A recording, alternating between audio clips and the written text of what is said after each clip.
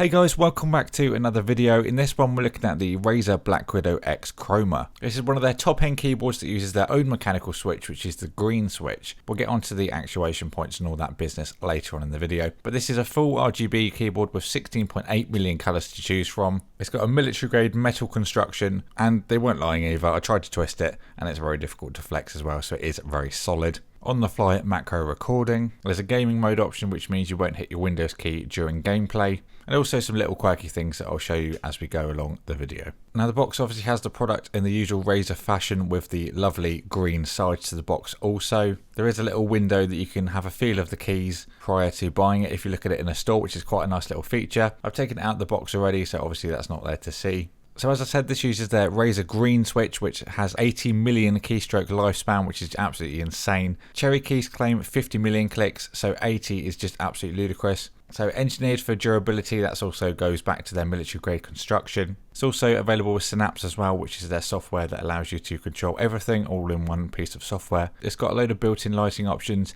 and also customizability, which we'll look at further along in the video. Let's get the box out of the way and actually look at the Blackwidow X itself. To me, this looks absolutely stunning. I do love the matte black. I'm a big matte black fan, so this is straight up my alley. The metal back plate adds that weight and also helps with the lighting to just spread that colour out.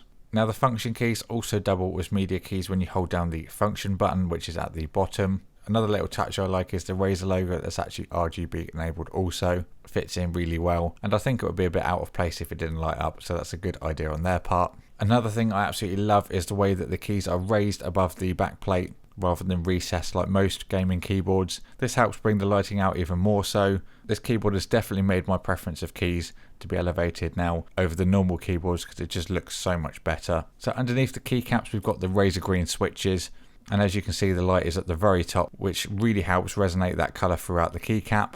Then of course the Razer green switch, which has a 0.4mm reset point, which means you don't have to press them as far for them to register another key press. It uses 50g operating force, which is the same as the usual cherry keys. Let's give you a quick sound sample for you guys that want to know how they sound.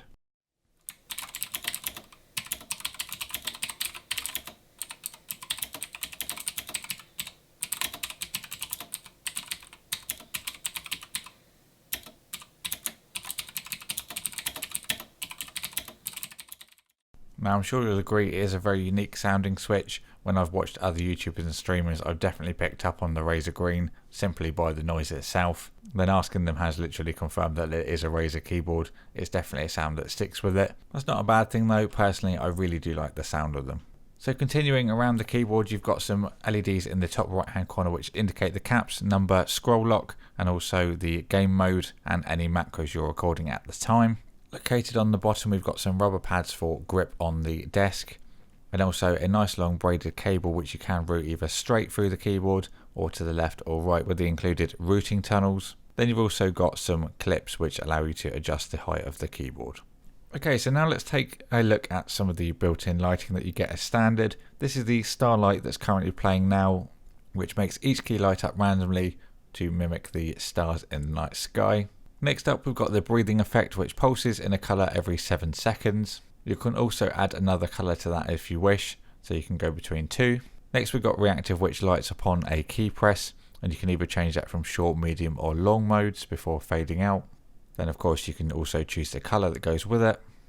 Next up is the spectrum cycling, which goes through the entire 16.8 million colours. This is the static mode, which goes into any colour of your choice and stays like that. When you change the colour it does do a nice fade between. Now the white is slightly off white, just where it's RGB, it's not a pure white. It's very difficult to mimic white with an RGB keyboard, but as usual that's just me being very picky about it. This is the wave mode, which animates all of the colours in a continuous wave. Then this is the ripple, which radiates your selected colour outwards, basically like a ripple of water would. So going into the Chroma configurator, this is where it all gets a little bit more complicated. You can literally spend hours of your time in here customizing everything to your heart's content. As you can see, I'm picking individual keys, which will then go to your own, obviously, color choice. I've gone for a simple white for these ones. Then the number pad, I'm going to go for red. You can then light individual keys if you so wish as well. So that's the escape key I'm doing there. Adding a bit of green onto the WASD keys. We've also got a nice quick easy option for presets at the top there as well. This is the wave mode. As I mentioned, you can change things such as the width as well, so you can have just a few keys that light up during the wave. You can adjust this all to your own personal preferences. You could also add a delay from it as well, so when it's done one wave cycle, it will stop for a few seconds and then continue. You can also turn these off as well if you so wish, so after a key press, for example, it could do one set and then just turn off and stay off until you press another key. But lots of different ways you can go about it and customize things. This is just skimming the surface of the potential of the Chroma configurator. There's just so much you can do with it. Now another nice thing you can do is actually add layers of effects. So for example, I've got the wave going here, then I've added a static layer of the number keys, just as yellow. Now I'm adding in the WASD keys to white. This could allow you to just see the keys you need quickly, rather than having them all light up. This is just a nice little way to break up things and make it easier for you. So just another example of what you could do. Okay, so after looking at the Snap software, I'm going to give you my thoughts and a conclusion. Personally, I think this is an absolutely great keyboard. It looks fantastic. The metal body is something that's really up my street. The way the keys are elevated above the actual main bezel, that just looks really good.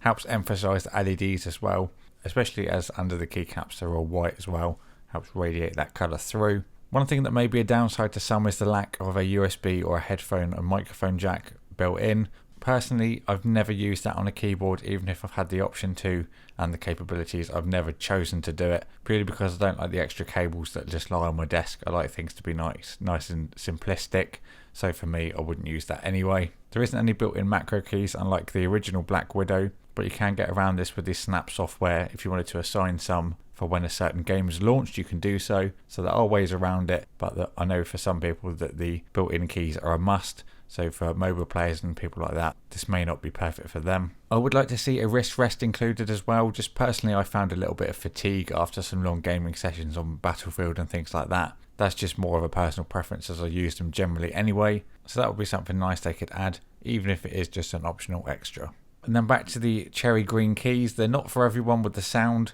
Personally, I've become quite accustomed to the sound, and I do like the audio feedback as well as the physical. This is without doubt the best keyboard I've got for typing as well. I can type faster on this one than any other I've got here. I find my touch typing is on point. Whatever other keyboard I review, the second I go back to this one, it feels familiar and I can get things written out so quick. With the green switch and the actuation being about halfway, that also helps with the typing experience. It's a very similar feel to the blue switches, but with a much more satisfying sound, and personally one that feels better as well. But overall, at the current point in time, it's $149.99 on Amazon, and for that price I reckon it's definitely worth a go. If you've got any questions specifically, please do let me know down below and I will get back to you as soon as possible. So a big thank you for Razer for sending this out for me to review. The links will be below if you want to get one for yourself. If you enjoyed this video and you haven't already, please consider subscribing. Thank you for watching, and I'll see you all in the next video.